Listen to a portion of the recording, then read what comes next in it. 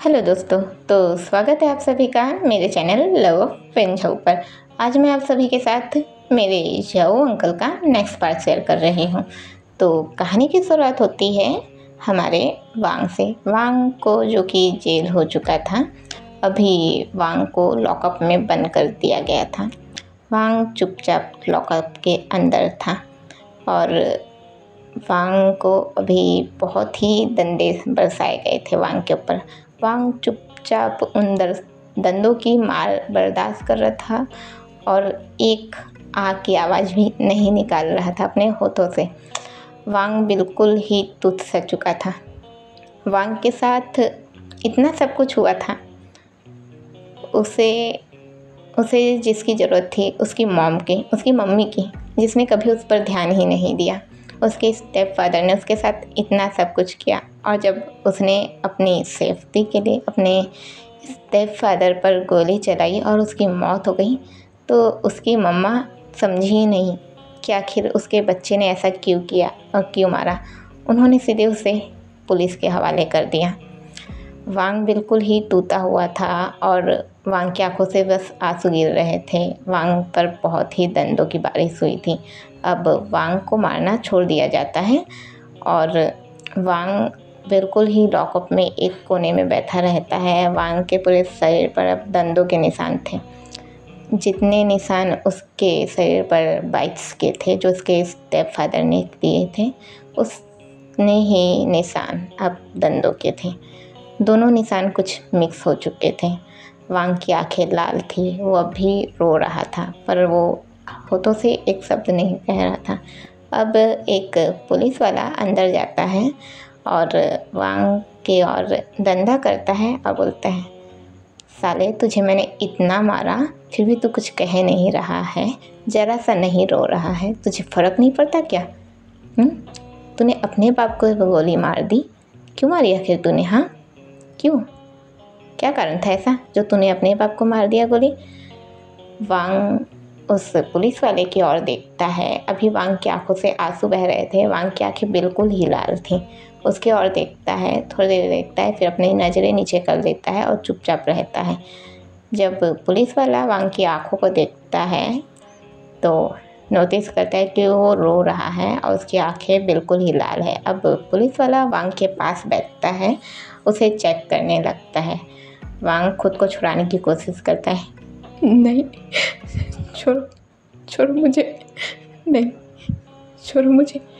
अब पुलिस वाला नोटिस करता है कि ये क्या है। वांग का जो हमारा वांग का ऐसे वो शर्ट का कॉलर साइड से हटाने लगता है तो वो देखता है बाइट्स के निशान। फिर उसे अच्छे से चेक करता है। वांग दूर धकेलने की कोशिश करता है, नहीं नहीं छोड़ो मुझे, छोड़ो मुझे। अब पुलिस वाला ज़बरदस्ती ही वांग के कपड़े खोल देता है, जिनमें डंडे के मार के तो निशान थे, साथ ही बाइट्स के भी निशान थे। पुलिस वाला हैरान रहता है ये सब देख के। पुलिस वाले की आंखें बहुत ही बड़ी खुल चुके रहती है, हैरान परेशान कि ये क्या है। अब पुलिस वाला वांग को वहाँ से लेके जाने लगता है। वांग खुद को छुड़वाता है, नहीं छोड़ो मुझे, कहाँ लेकर जा रहे हो, छोड़ो मुझे। अब पुलिस वाला सीधे ही वांग की ओर उंगली करता है, अपनी फिंगर ऐसे दिखाता है और ऐसे करता है। वांग चुप हो जाता है। अब पुलिस वाला उसे लेकर जाता है और जब वो लेकर जाता है तो वहाँ पर जो बड़ा वाला पुलिस वाला रहता है, जो एसीपी होते हैं, वो बोलते हैं, इसे कहाँ लेकर जा रहे हो तुम? तो पुलिस वाला बोलता है, सर मुझे बस इसकी कुछ मेडिकल रिपोर्ट्स चाहिए थी। तो वो जो एसीपी रहते हैं वो बोलते हैं, पर क्यों, तुम्हें इसके मेडिकल रिपोर्ट्स क्यों चाहिए? तो वो पुलिस वाला बोलता है, जो अभी वांग को लेकर जा रहा था, वो बोलता है, क्योंकि मैं अभी आपको बता तो नहीं सकता पर मुझे कुछ शक है जिससे मुझे कंफर्म करने के लिए इसे लेकर जाना होगा। पुलिस वाला बोलता है, पर उसके लिए तुम्हें अपनी ये देनी होगी कि तुम इसे अपने रिस्क पर लेकर जा रहे हो। पुलिस वाला हाँ बोलता है। वहाँ पर एक फ़ाइल रखी हुई रहती है। फ़ाइल को खोलता है जिस पर लिखे हुआ था कि आप किसी भी मुजरिम को ले जाने से पहले आपको यहाँ साइन करना होगा कि आप अपने रिस्क पर लेकर जा रहे हैं। तो अब वो पुलिस वाला वहाँ पर अपना नाम लिख देता है, साइन कर देता है और वांग को लेकर जाता है। जो एसीपी रहता है वो सोचता है ये इसे क्यों लेकर जा रहा है। अब जो पुलिस वाला रहता है वो वांग को लेकर अपने साथ हॉस्पिटल ले जाता है, जहाँ पर हमारे वांग का चेकअप होता है। अब जो पुलिस वाला रहता है उसे चेकअप के लिए भेज देता है और अपना बाहर ही रहता है। अब थोड़ी ही देर में वांग का चेकअप हो चुका था। एक जो रहता है डॉक्टर बाहर आता है और डॉक्टर पुलिस वाले से बोलता है कि आपका क्या लगता है। तो पुलिस वाला बोलता है ये मेरा कुछ नहीं लगता, मुझे बस कुछ बात का डाउट था जिसलिए मैंने इसे चेकअप के लिए यहाँ लाया है। तो पुलिस वाला को हमारा जो डॉक्टर रहता है बोलता है मुझे अकेले में बात करनी थी। तो पुलिस वाला बोलता है क्यों, ऐसी क्या बात है जो आप अकेले में बात करना चाहते हैं। तो डॉक्टर बोलते हैं आप चलिए तो सही, अभी वांग को हमें अंदर दिखाया जाता है। जो अंदर लेटा हुआ था उसकी हालत बहुत ही ख़राब थी, अभी उसे थोड़ा बहुत मरहम पट्टी कर दिया गया था। जो उसे इतनी चोट आई थी उस चीज़ के लिए मरहम पट्टी कर दिया गया था। और अभी वांग के पास एक नर्स थी जिसने उसे जूस दिया था। अब हमें डॉक्टर और पुलिस वाले को दिखाया जाता है जो कि एक दूसरे से बात करते रहते हैं। डॉक्टर बताते हैं कि इसके साथ बहुत कुछ गलत हुआ है। तो पुलिस वाला बोलता है गलत हुआ है, क्या गलत हुआ है।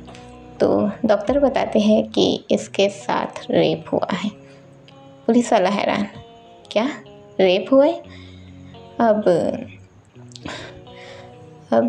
पुलिस वाला तो बिल्कुल ही हैरान हो जाते कि ये क्या कह रहे हैं डॉक्टर आप, एक लड़के का रेप हुआ है।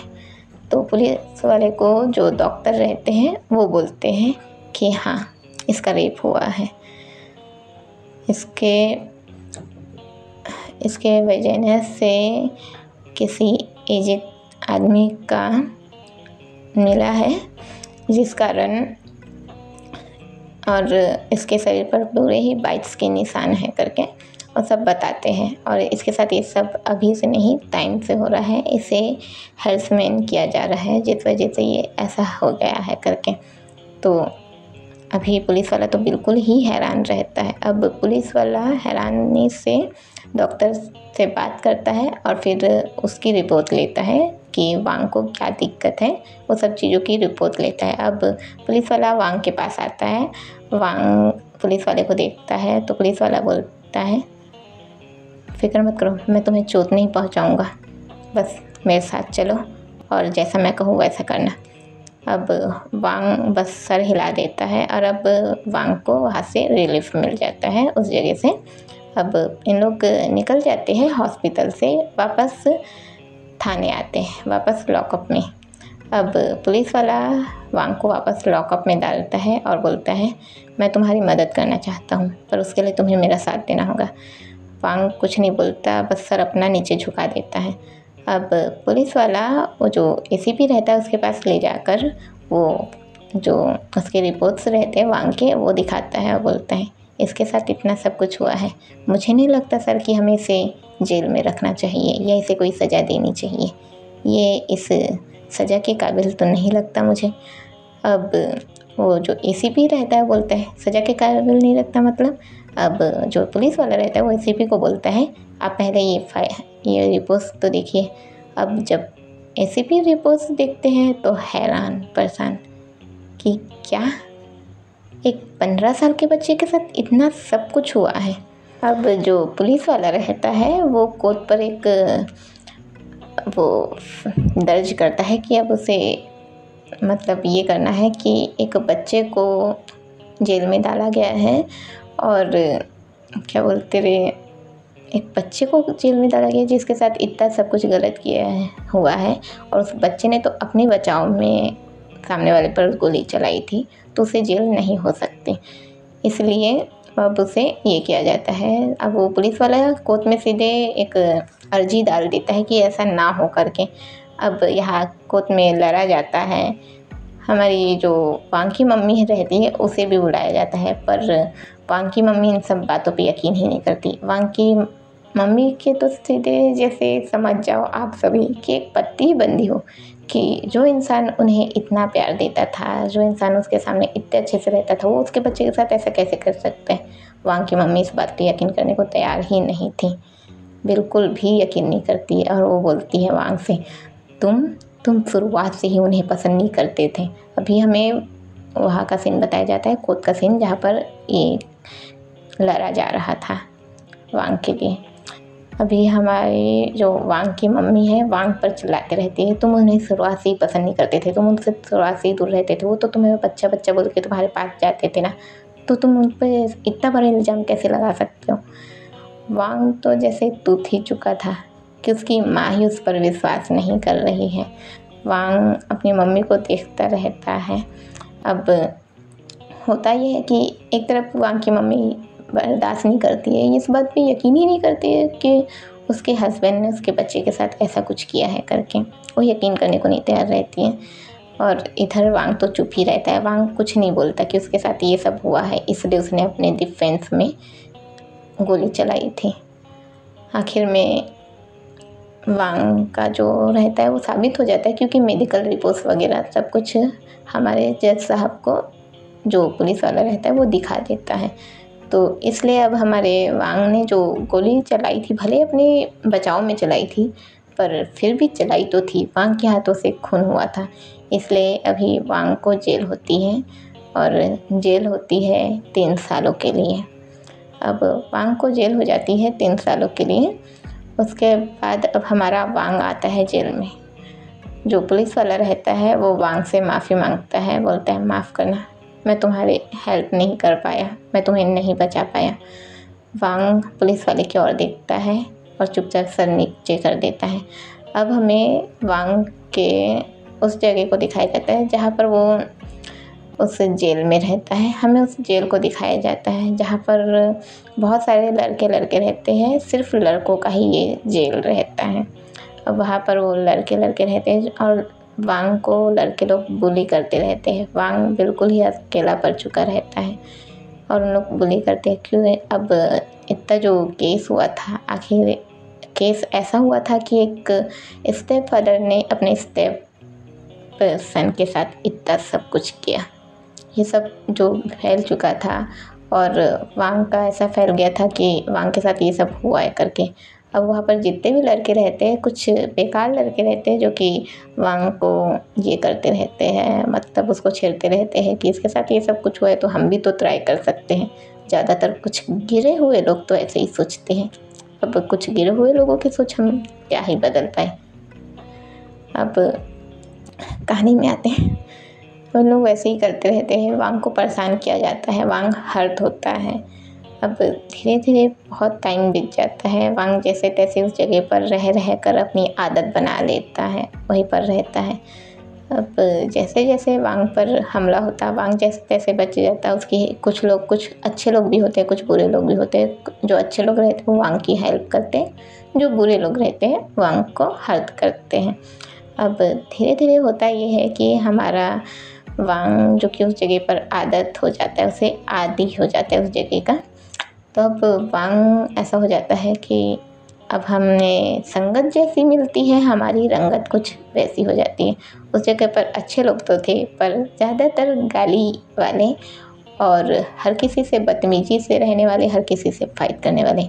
हमारा वांग जो कि उस जगह पर रहता है तो बदतमीजी भी सीख जाता है, फाइटिंग भी सीख जाता है, प्लस मारना वारना भी और गाली भी। वांग सब कुछ सीख जाता है। अब होता ये है कि लास्ट टाइम आता है हमारा वांग जो कि बहुत अच्छे से रहता है और किसी से ज़्यादा लड़ता नहीं, बस गाली गलौज में रहता है।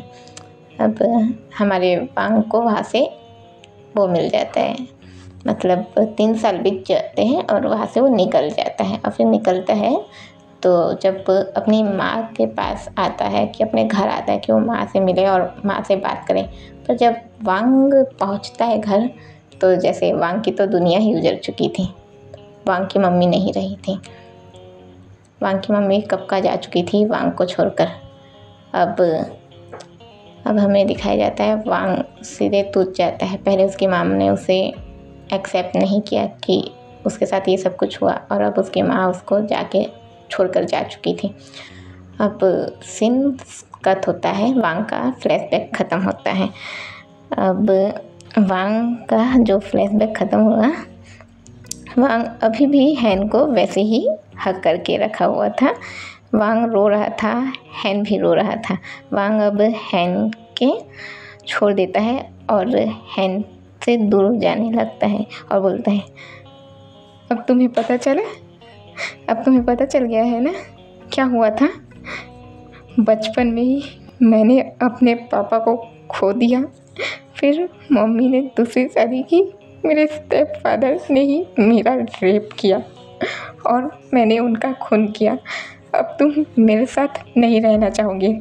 आखिर जिसका रेप उसके यंग एज में ही हुआ हो, उसके साथ कौन रहना चाहेगा जो अपनी 16 साल की उम्र में ही अपने ही बाप का खून करके जेल गया हो, उसके साथ कौन रहना चाहेगा। तुम भी चले जाओ मुझे छोड़कर। हैन वांग के पास जाता है, उसके हाथों को पकड़ता है, हाथों को किस करता है और किस करके अपने चेस्ट पर रख देता है और बोलता है, वांग मैं तुमसे प्यार करता हूँ।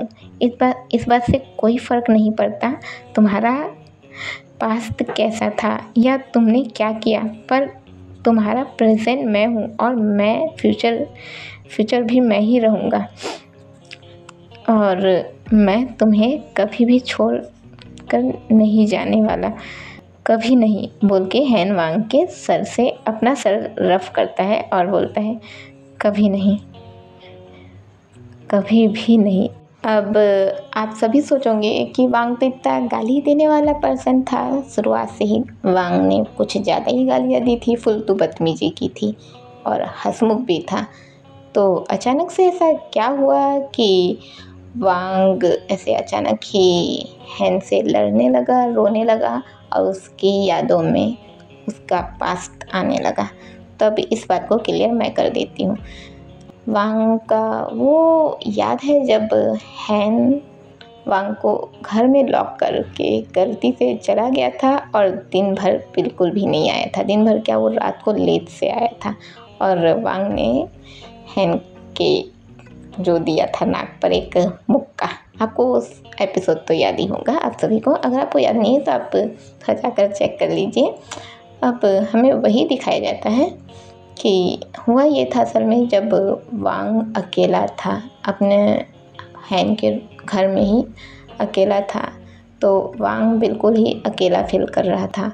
वांग का अब ऐसा होता है, जब हम अकेले रहते हैं तो हमारे दिमाग में अलग अलग बातें शुरू हो जाती है, हमारा पास्ट हमारे दिमाग में आने लग जाता है, हमारे साथ क्या हुआ है, क्या हो चुका है, सब कुछ हमारे दिमाग में घूमने लगता है। वांग के साथ भी कुछ ऐसे ही होता है। वांग के दिमाग में हल्का हल्का धीरे धीरे वो जब वांग अपने आप को अकेला देखता है घर में, तो वांग परेशान होने लगता है, हैरान होने लगता है।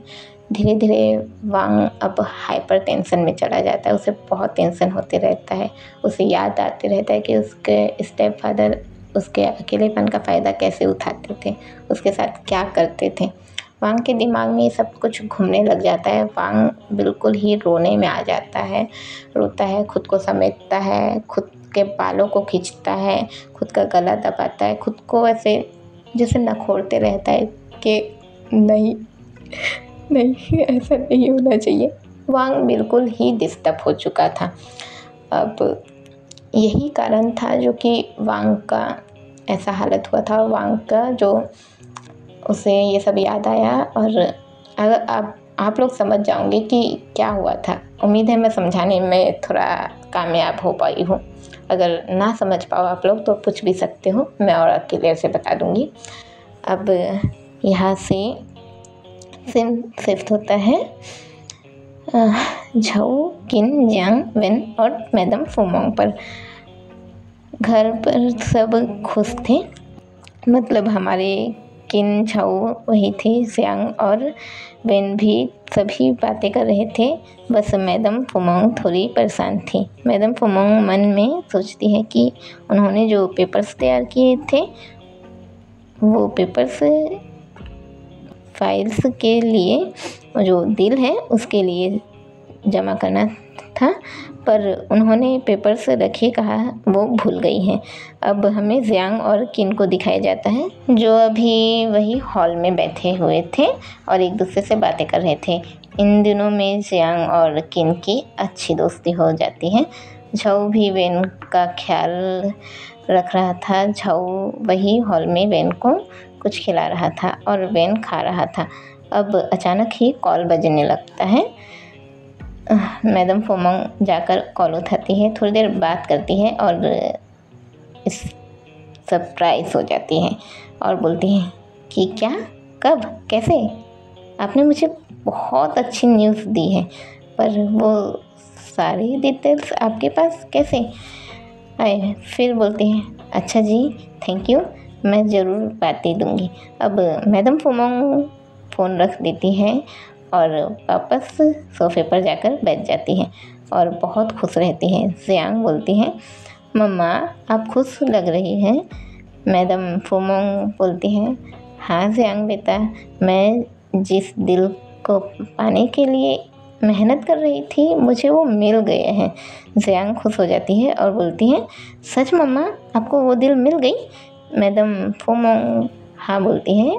झाऊ भी खुश हो जाता है और मैडम फोमोंग को बधाई देता है और वेन को खिलाते हुए वेन से बोलते हैं लाओ वेन, चाची को दिल मिल गई। वेन भी खुशी खुशी खाने लगता है।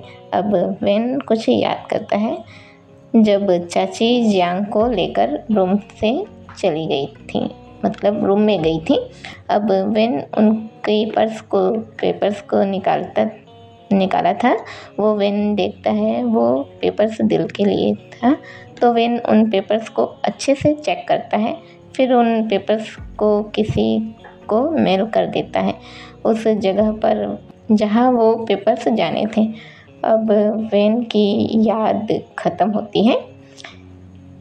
जियांग मैडम वेन से बोलती हैं मम्मा फिर आप पार्टी देंगी क्या, जैसा आपने कहा अभी थोड़ी देर पहले